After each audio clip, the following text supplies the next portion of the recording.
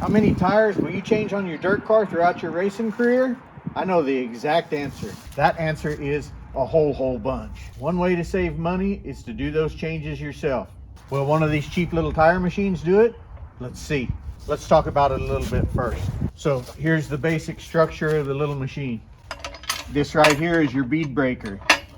You stick this arm in it, boom, knock the tire off the wheel. It isn't always that easy.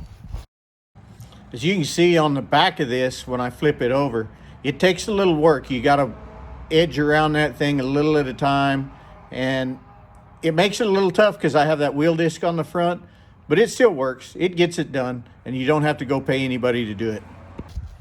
Once you get it broke down on both sides, this is going to go through a lug hole.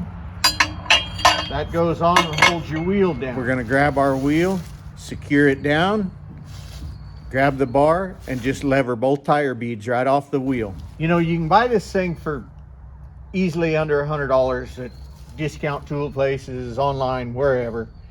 And it's really probably an okay investment because you're going to change a lot of tires, especially in these stock divisions.